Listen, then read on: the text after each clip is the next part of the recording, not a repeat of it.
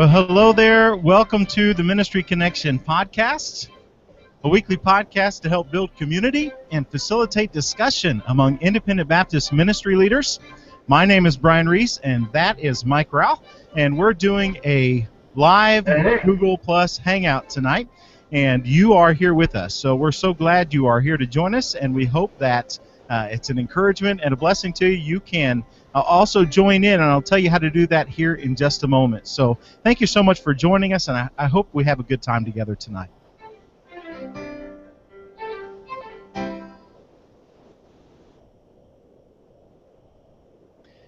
Well, Mike, how you doing, buddy? I'm doing good, man. Glad to be with you. Good to see you tonight. Well, we are here with the Google Plus Hangout, and we are kind of new to this, so we are looking at every way possible to get you involved in this podcast, get you involved in this conversation. And so we've started doing these Google Plus live hangouts once a month, the first Tuesday night of every month at 7 Eastern. And so we are live. We're ready to go. We're streaming over at ministryconnectionpodcast.com/live right now. And if you want to join the Hangout, you can do so as well. If you want to join the Hangout, if you would just go to ministryconnectionpodcast.com/live, and just under the video, you press play, the video will stream right there on the page.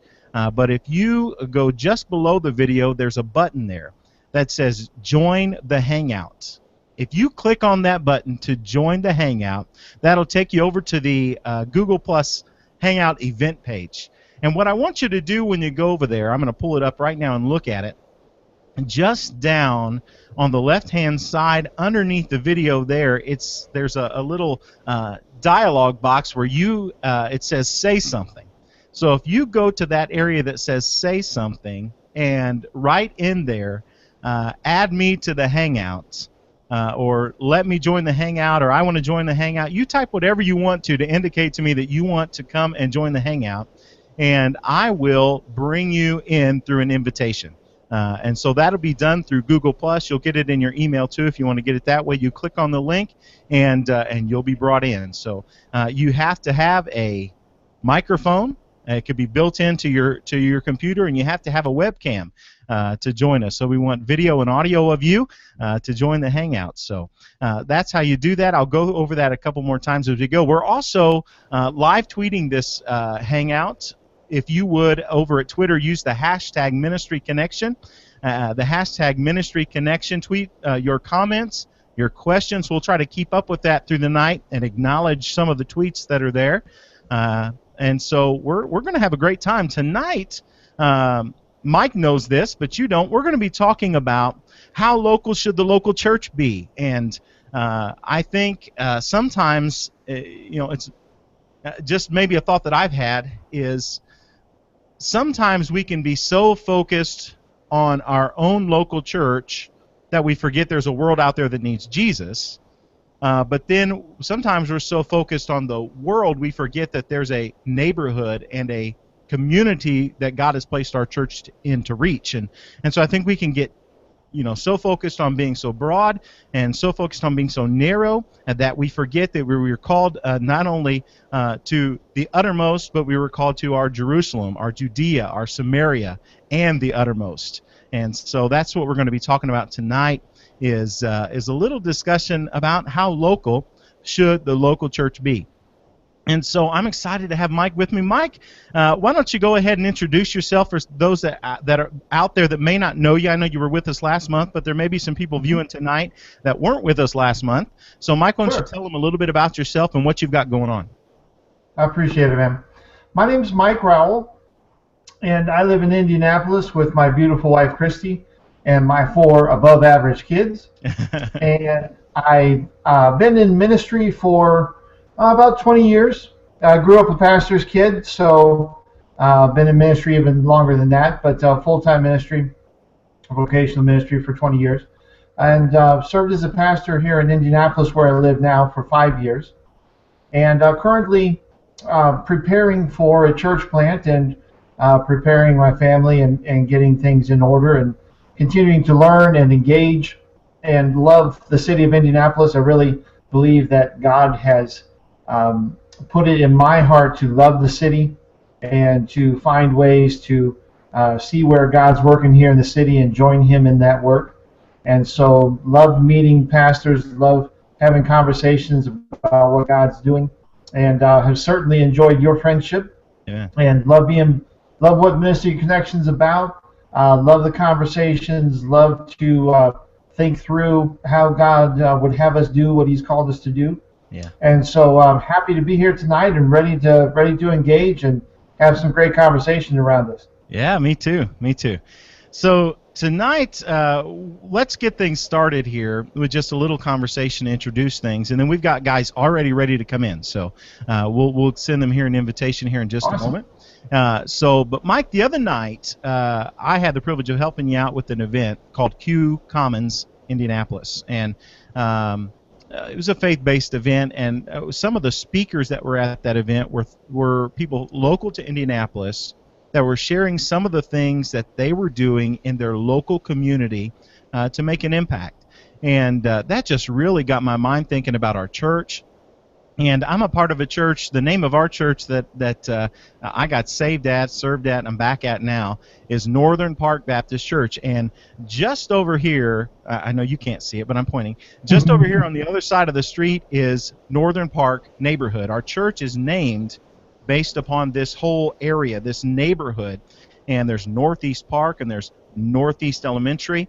And so, Northern Park was established as a neighborhood church, and there's a whole neighborhood of people over there that need the Lord, and I've just really been burdened. And the other night, my friend Bill that was with us, that's the same thing he was talking about, was this neighborhood across the street, and about some of the very hands and feet of Jesus type of things that we could do to reach out with the gospel and in action to prove the love of Jesus to Northern Park. We are Northern Park Baptist Church, and so I just all that stuff was on my mind, and I'm going to go invite some folks in to the conversation over on Google Plus. And while I do that, Mike, why don't you just share some of your initial thoughts on that subject?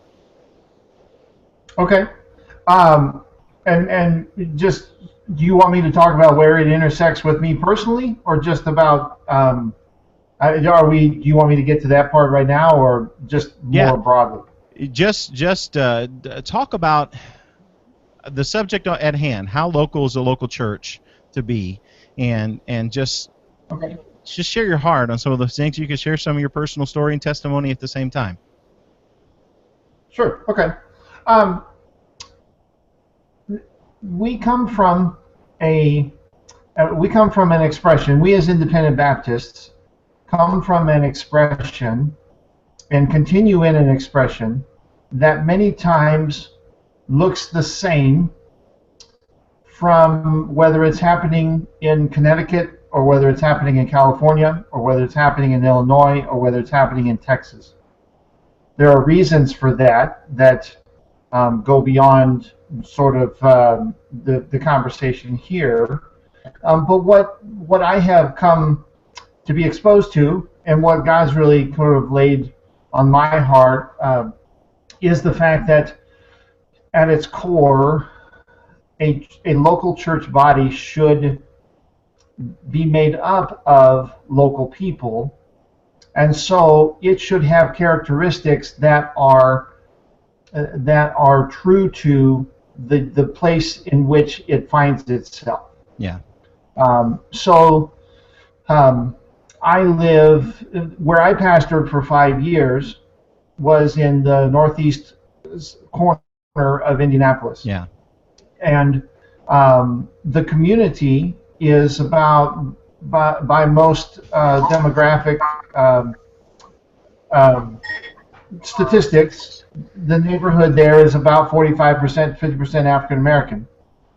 And so one of the things that burdened me during my time that I pastored there was that our church membership and our church family did not do as good a job of reflecting that reality as I wished that it had, and certainly God taught me a lot as we yearned to move in that direction. Yeah. And what God is sort of a lot of the conversation I'm having with pastors and sort of the direction that we see a certain type of church going is going sort of away from appealing to the largest common denominator and instead intrinsically anchoring itself in the neighborhoods and communities that it finds itself in, and doing the work of individual relationships, doing the work of walking the neighborhoods, praying, and Yeah. asking God to bring to the surface the needs of that individual neighborhood, and being able in a very hyper specific, hyper local way to be, as you said, the hands and feet Yeah. of Christ in that neighborhood. Yeah. So when you think, and I've heard some of your story about what your vision is for planting a church, and we'll get to that. I want to hear some of that thoughts too. But I'm going to go ahead and bring in our first guest here, and Mike, I think you know him, Terry Basham. Terry, why don't you introduce yourself to everybody tonight? Is the microphone working? Yeah, I hear you just fine. That's Introduce true. yourself. My name is Terry Basham. I pastor Bethel Baptist Church in Lawton, Oklahoma, and I used to live with my in a room with no That window. is true. It was a very strange existence. Well, it was indeed. well, thanks for joining us tonight. I know we've interacted a little bit on social media, and you've been involved in sending some feedback and stuff into the podcast, and you've been able to submit some questions that will be coming up in some upcoming interviews. So I appreciate your involvement in the podcast. But why don't I'll give you a chance. What are your thoughts initially on how local the local church should be? You know, what emphasis should a local church have on its local community? Well, most churches, well, the Independent Baptist model, the old saying is capture your town for Christ. And that's basically what most churches try to do, I think, through the bus ministry and a lot of stuff. But I think what happens is there is a real lack of focus on the immediate area around the church. The idea of the neighborhood church is really passé, and I don't know if that can really be recovered in any way. We live in Lawton. Lawton's the fourth largest city in Oklahoma. We blocked off the 1 square mile around the church. We called it Bethelville. We focused all of our evangelistic efforts on that region. One, because we don't have the manpower, and two, I don't like bus ministries. I don't want to run all over town, and so it's a good thing to do. But I mean, we've knocked on every door in our immediate neighborhood 3 times. We had one guy in the church who went around giving loaves of bread to every home, little homemade loaves of bread to every home. But I don't know. We could put out a soup line and give away clothes every week, but it ain't. I don't know. I don't know if that's really what you guys are talking about in local church ministry. I don't think any local church loses sight of its local area. I mean, I don't know if that's or the mission field is out there in a broader sense. Nobody forgets about that, really.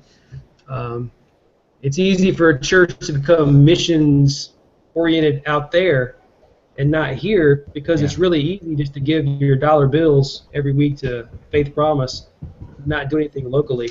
Yeah. So yeah, those are my thoughts. Okay, let me throw that. We've got another guy with us. Let me bring him in, Mike Kleitz. Hey, Mike, another person I've been able to interact with on social media, and tonight, Mike, I don't know how much have you caught, but we're talking about how local should the local church be, and how much emphasis do we have on our Jerusalem, Judea, Samaria, uttermost parts of the earth, and sometimes it's easy to get focused on one and forget the other. And so let me throw it to you. What are your initial thoughts on that? And why don't you also introduce yourself?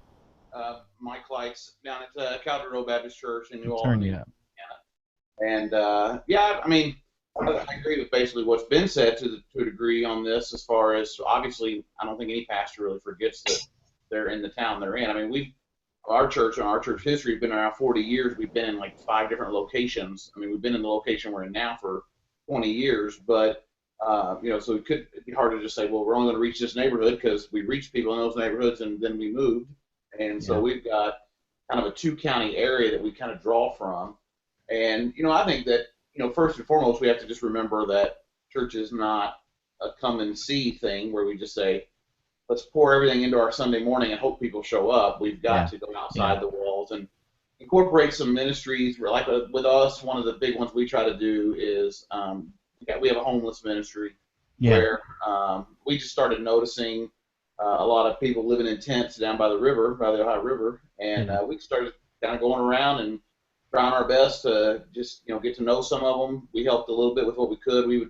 made up little gallon-sized baggies with like a roll of toilet paper, toothbrush, some deodorant, stuff like that. The little things that they mentioned that they needed.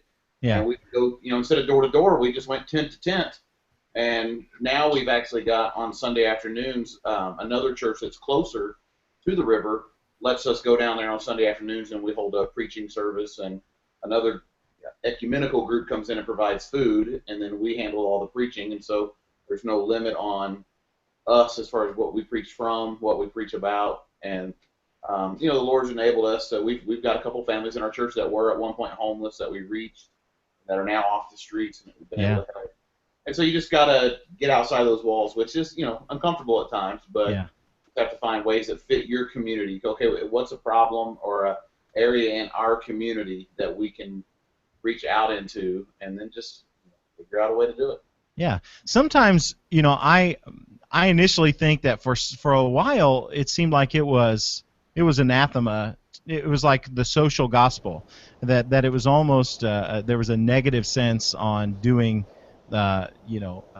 works for people in our community, and that people were, I think, really afraid that those good deeds would replace sharing the good news, and I think we're seeing a return to giving a cup of cold water in His name, and some of that I would attribute to like this. It seemed like it was sparked by out at Lancaster, that Love Works campaign. It seemed like I started seeing after that churches popping up all over the place, with their own phrases.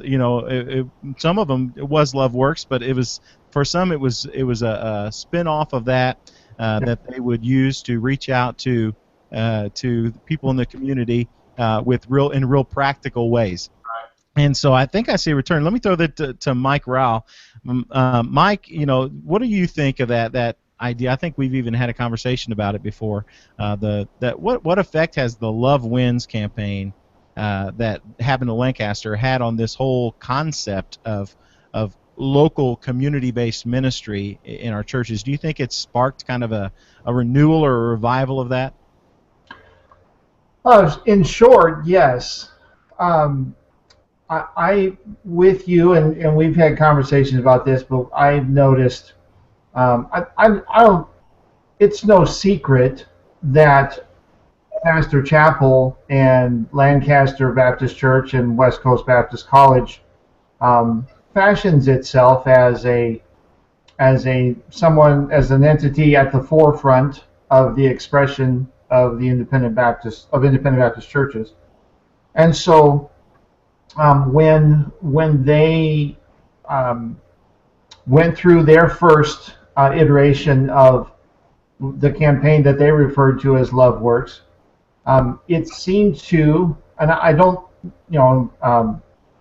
think it was a coincidence. It seemed to spark a lot of. It seemed to give independent Baptist churches a lot of freedom to either to emulate them, or they saw the fact that Lancaster did it as permission to do it. However you want to characterize their response to it. I could think of anywhere between a dozen and 2 dozen churches that would self-identify as independent Baptist churches that took on campaigns that had characteristics absolutely similar to Lancaster's campaign. Yeah. And they used this. Some of them used the same title, some of them didn't. But I was grateful that Lancaster did it and gave churches the inspiration, gave churches permission, however you want to characterize it, to move into this area, because I think it is an area that we have lost sight of as independent Baptist churches. Painting with a broad brush, obviously. Yeah. We have focused on the spiritual aspects of individuals and geared our programs and our identity toward the conversion of individual souls, sometimes to the detriment and to the leaving out of the fact that very real physical needs exist among both people in our church and people in the neighborhoods right outside our church. Yeah. And so, and even in some conversations I've had with pastors who wanted to do and did a LoveWorks type campaign, they got pushback from members who were so steeped in the ideology of fighting off the social gospel that even something as relatively simple as what the LoveWorks campaign amounted to, they saw as being dangerous, and so it just speaks to where a lot of churches find themselves, and certainly grateful for anything that pushes them in this direction, because I think it's needed. Yeah. Mike Kleitz, any response to that? What do you think? Well, a couple of things. I think part of we actually started our ministry. Paul Chappell, I think he stole it from us. We started ours. We started a ministry called 516 a couple years ago. You probably remember when southern Indiana got hit by some really bad tornadoes. Yeah. It was actually like 3 years ago yesterday. And we started our ministry there with that, and we started doing a lot of tornado cleanup and things like that, helping some families. And, I told our church people, I said, because of this social gospel thing, I said, I know there's people afraid to do it because some haven't done it right. Yeah. But because some haven't done it right, I don't want to not do it at all. And so we started that, and I didn't have any pushback. I would just say that no one who's thirsty will reject cold water. I mean, no one that's hungry will reject food. The problem becomes they begin to reject the gospel, and then people give up. And they go, well, if we're either just going to quit giving the gospel or we're going to lose them all, or, water it down or whatever. And I think that's what's happened in the past. And so I think you just have to make sure you go, we want to reach the community with some physical needs because God's blessed us in such a way that we can, and it's Right. a great opportunity then to open up the window for the gospel.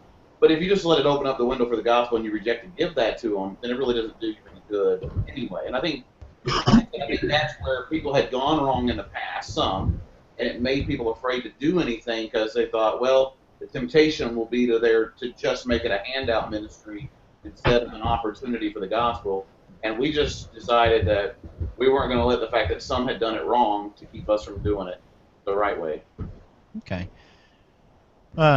Terry, any other thoughts on that? I'm about to make room for some other folks to come in, so let me throw it to Terry here. Any other thoughts? And then I'm gonna probably have you guys just let people know where they can find you, and then I'm gonna make some invitation out for some other folks to come in here in just a moment. Go ahead, Terry. Yeah, I got lots of thoughts. One, I don't think that it doesn't seem like you guys understand what the social gospel was or is. The social gospel was the idea that Christ did not come to give you new life through repentance and faith, was that he came to correct your way of life so you could better yourself, which is a classic hallmark teaching of a lot of independent Baptist people and Baptist people in general, even evangelical people, is that Jesus can help you square your life away, not just save your soul. And it's really funny. You guys talk about using giving food away as a means to get the gospel. Giving a handout to somebody in order to purchase the opportunity to witness to them. That's what you're doing. Because if you go to most people, say, hey man, have your sins been forgiven? You want to talk about Jesus? The answer is no way, no way. So here, let me give you a little bit of food, a little bit of coffee. Now I'm purchasing the right to speak to you. And they'll sit there and they will flat out take it. You give a guy a bag of food or even $20, you can cuss him out if you want to. And he'll stand there and take it because he'll put up with anything to get the money from you. Now we help people at our church. We lose every person we help. People start coming to. I tried to buy an ice cream cone from an ice cream guy in the summertime. I was in my office working. He comes by. I like those red, white, and blue bottle rockets, you know.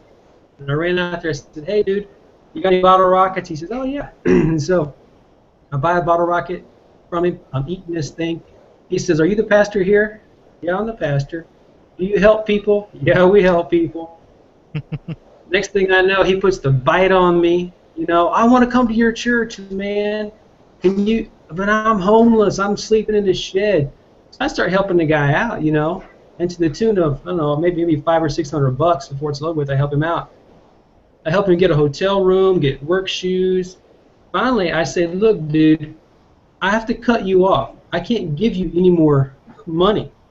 And when I said I can't give you any more money, he said, well, what kind of Christian are you? I mean, everybody we help out for nothing, we lose. Happens all the time. Now, I'm for doing works of mercy, works of grace, all that stuff. But when you say, I'm doing this as a means of getting the gospel to them, that's wrong. Jesus never did that. Jesus didn't teach that. Okay. Well, I appreciate your thoughts, and we're going to continue the conversation. Before you go here, why don't you let everybody know where they can find you if they want to connect with you online? Just Google Terry Basham. Okay. Well, Terry, thanks for joining us tonight. I appreciate your insight, and we'll stay tuned and keep adding your comments as we go along. So, good to talk with you. All right, Mike Rao, let me throw that to you. If okay, you've got a guy who's gonna take advantage and use you, and you're just gonna get burned. If that is one approach to what it looks like to minister in the community, let me throw it to you and let me ask you this. Well, then what if that maybe isn't working? What are some things that you think could be done? What does it look like to you for the local church to be the local church? If it's not just helping, a homeless guy, get something to eat, what are some other things that are on your heart? Well, I think that one place to start is that the situation that Terry referred to is one that's familiar to many churches that have locations in areas frequented by transient types, if that makes sense. Mm-hmm. And so, so it becomes it's a constant barrage. One thing that needs to be talked about, I believe, is that there are needs among the people whom you are engaged with in the community that you live in, and it doesn't necessarily have to be the transient types that are going to yell at you if you don't give them $20. To appeal to a stereotype there's the neighbor next door whose mother is dying of cancer. Yeah. And we just don't know, because we get in our cars, we go to work, we get in our cars, we go to school, we get in our cars, we go to church, and as long as the neighbors stay off our grass, we're cool. And so there are people who have needs that I believe that God wants to use us to reach. And Terry certainly made a good point. the purpose in meeting the needs is not to purchase the opportunity to tell them about Jesus. Right. Um, you know, we meet needs because God met our needs. We meet needs because in meeting needs we reflect the character and the compassion of Jesus. And they do not. They do not have to be mutually exclusive. The pursuit of opportunities to bear witness to the work of Jesus does not have to be a mutually exclusive endeavor from seeing someone's need and meeting it. Yeah. On a level that may not appear spiritual. So you know, sometimes I think we let bad interactions with stereotypical types of people steer us away from genuine engagement. Mm-hmm. And every time that, a lot of times this will come up in conversation. You want to talk about meeting people's needs, and the first thing that comes up is people banging on the church door all the time asking for money, and certainly, in the end we can only do what we can do. I mean, if it's not, I don't think God's honored when the church goes into debt to give transients $25. That just doesn't even make sense. But to appeal to that stereotype and in the process lose sight of genuine ongoing crises that are happening next door, across the street, in your kid's class, is a real danger that I think has happened sometimes. Yeah. Yeah, me too. And my question is then how do you figure out what needs you can uniquely serve as a church in your community? How do you even figure out what their needs are? And I just had remembered while you were talking about this article that I read this week. I might even have shared it, but it's by a guy, Chuck Lawless, and he wrote an article on 10 ways to read your community. And if you want to look it up, I'll put the notes. I put a link to it in the show notes at ministryconnectionpodcast.com/040. That's where the notes for this episode will be. But it's called 10 Ways to Read Your Community. And he throws out some ideas. And before I go into them, I'm pretty sure there may be somebody who may want to chime in too. And I will give Mike Kleitz, he's still with us, an opportunity to say some thoughts before he goes. But if you want to join the conversation, we want to have you. And so the way to do that is go over to ministryconnectionpodcast.com/live, and right under the video there's a link that says join the Hangout. If you click on that link, it'll take you over to the Google Plus Hangout event page, and right to the left there's just a little box that says say something. And I don't know if it says the same thing if you're doing it you can even join us from your smartphone, and so that's a way to join us too. But if you do that, and right in that little box, I want to join the Hangout or whatever, something like that, to let me know you want in on the conversation, I will invite you in. And so you'll get an invitation through Google Plus or in your email, and I'll bring you in the conversation. So I want to have some more folks join us. But let me read these things out, and then I'll take it to Mike Kleitz for some closing thoughts on his response to them. But here's some ways to read your community to figure out who's in it and maybe even a way that you can minister to your local community. Number 1, he says, do a demographic study. Number 2, talk to public school officials and teachers. Number 3, he says, get to know your local government officials. Number 4, intentionally spend 1 day per week in the community. Number 5, talk with other church leaders.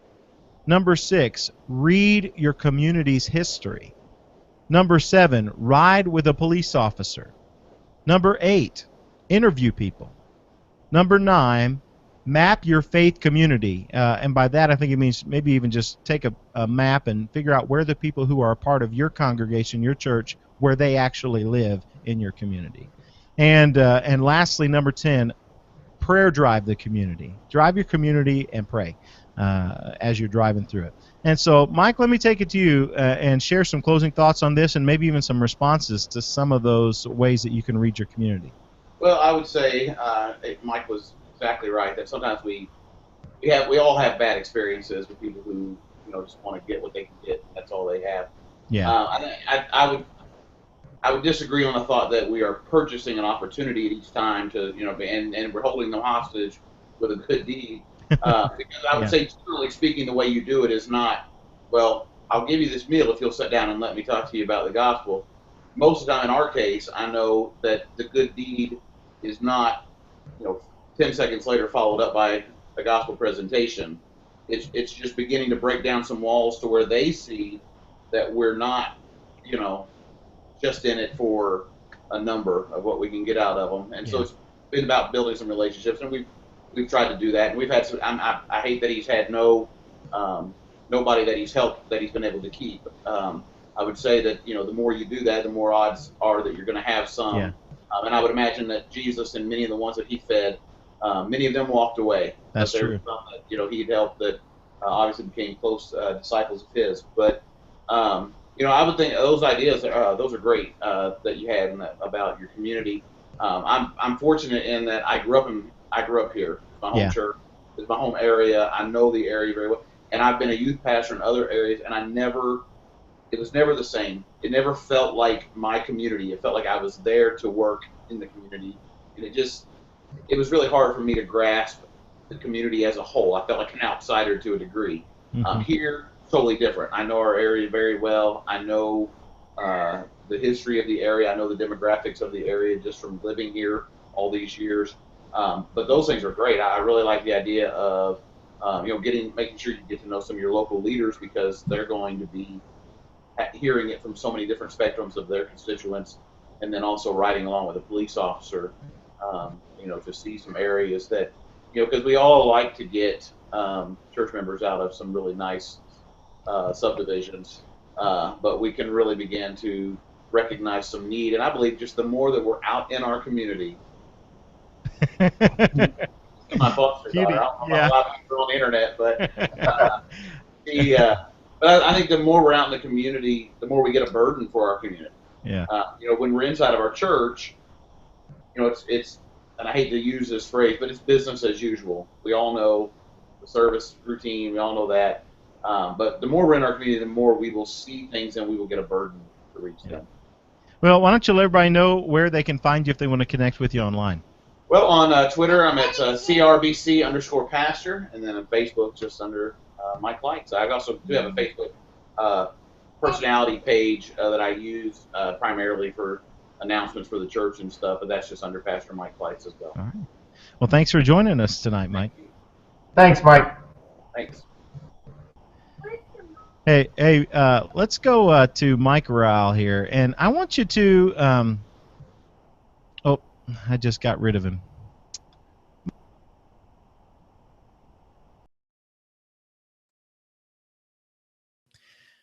Well, technical difficulties. Let me invite Mike back in.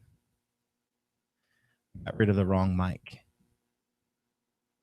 So while he's getting back in here, let me let you know, the other night at that Q Commons event that I went to with Mike, there was a man that presented a presentation, and he does a lot of the community outreach for it's a neighborhood. It's a community in the inner city of Indianapolis called Englewood.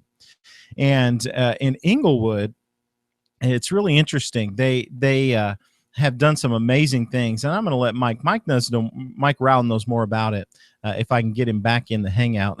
but one thing that this man was talking about was they purchased one of the IPS or Indianapolis Public School buildings that had been closed down, where they had consolidated, and so they closed down the. Now he says he's not allowed to join because I ejected him. Oh, brother. Anyway, what they did,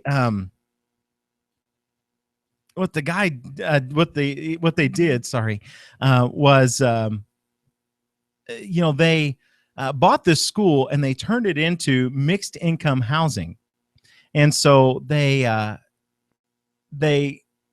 have people who are coming in to live in this housing community that are coming out of homelessness, and at the same time they've got people who are paying full market value for their apartment, and they've converted the gymnasium into some like a recreation center where they can exercise and the kids can play and things like that. And I thought, man, that's amazing. Not every church has the finances where they can purchase a school and turn it into housing. But the question with that kind of got sparked in my mind is, what more can we do then?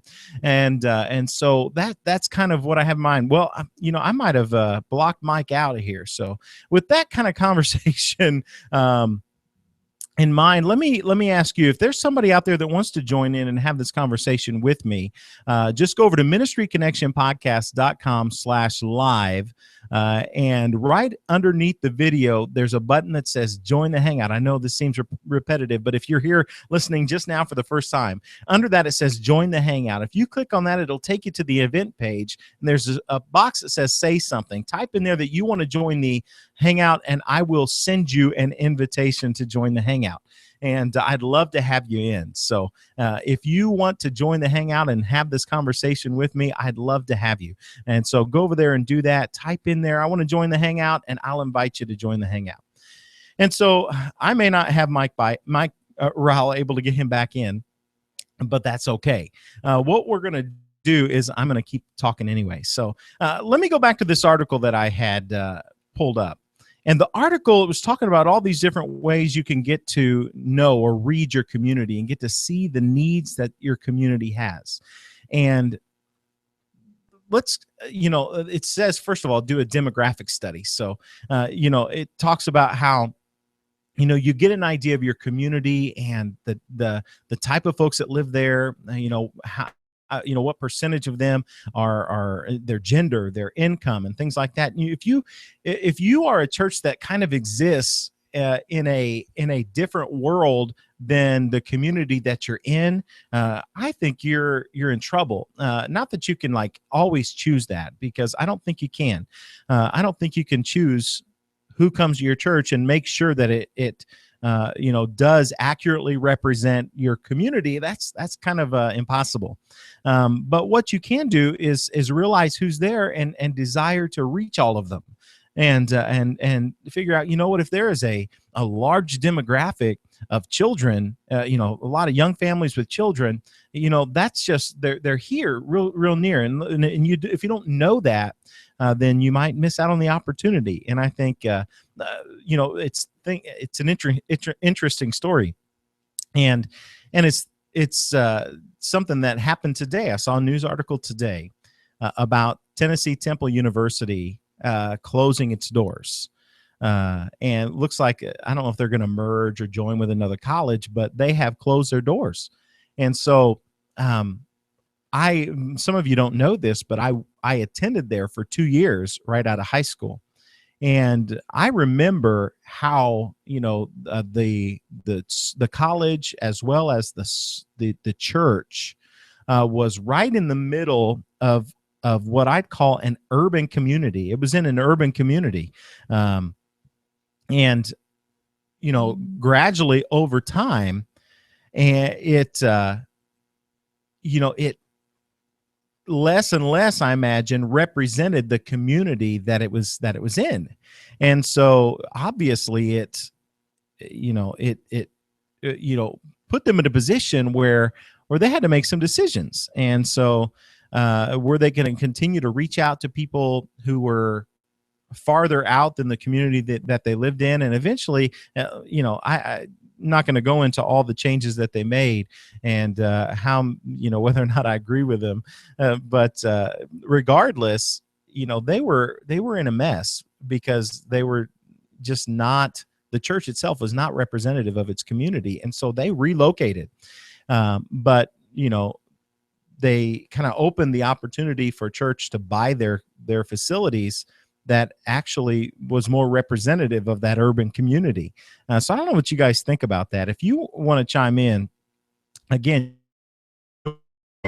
by going to ministryconnectionpodcast.com/live, and right join the Hangout. Come on over, write that you want to join the Hangout in the Say Something box, and I'll invite you in. Or you can go over to Twitter and comment with the hashtag Ministry Connection. And if you go over and go to the Twitter and tweet out with the hashtag Ministry Connection, I want to share some of your thoughts and comments. What do you guys think about that? How much should the church represent its demographic? And if you're really going to reach the community that your church is in, how important is it to know the demographic of your community? So those are some thoughts that I have, and I'll share some of your thoughts if you tweet out. I'm going to go on to the second one here, and it says this: talk to the public school officials.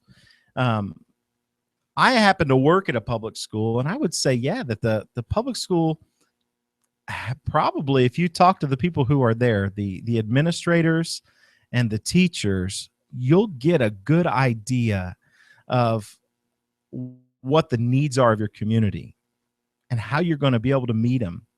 And honestly, I've had thoughts this way too. If like the church that I'm at right now, right up the road, there's an elementary school and a middle school. Right in the neighborhood behind us, I mentioned it earlier, there's an elementary school.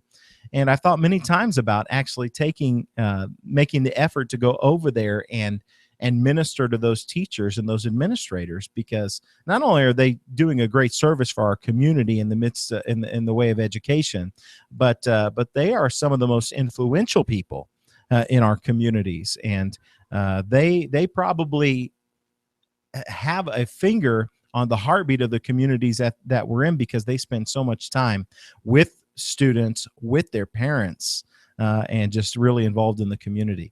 And so that's a good point there too. But one thing I think that's important in all of this, and that's that we don't forget that the reason that God planted your church in the community that you're in is because he wants your church to shine right here. And I think one of those Q-Common speeches that was given the other night, one of the guys was talking about, he actually works for our local newspaper, honestly, just studying people for our local newspaper here in Indianapolis, Indianapolis Star. And he was saying, I think it was him, that we have become a placeless people. No, that wasn't him. That was the guy from Inglewood. He was saying we've become a placeless people. We don't have a home. We don't have a place anymore, because I think we live in a global society with the internet and transportation the way it is that the door has been busted wide open to go out and get away from our community, get away from our neighborhood where our church is located, and reach out. Terry was mentioned earlier about buses. Yeah, you got churches that send buses way out. There's a church in our community that sends buses out 20 miles away. They've got a bunch of buses that they send out. And I think, we've said, oh, let's bring them in from as far as we can. And we forget sometimes how local the church can be. And I think we need to remember that. We need to get back to that. And so I think we're going to go ahead and bring this actual recording to a close here. And so I want to thank you for joining me tonight for this. If you want to join in the conversation, but not be a part of the recording, you didn't want to join in on the podcast recording, I want you to come hang out in this Hangout with me. And so I'm going to give you an opportunity to do that here in just a moment. But before we go, I want to say something here this evening, and that's this. I want to thank you so much for being listeners of this podcast. I want to thank you for getting involved tonight, for those that are watching live and those who have come in live and been a part of the conversation. I want to thank you for doing that. It makes this podcast interactive and fellowship-oriented, and that's exactly what I want. Go and connect with the podcast on Twitter, @Baptist Podcast, or me. You can see it right there on the screen right there, @Pastor Reese on Twitter. Go connect with me there. I'd love to start interacting with you on Twitter. So thank you again for joining me this week on the Ministry Connection podcast. And until next time, keep serving Jesus.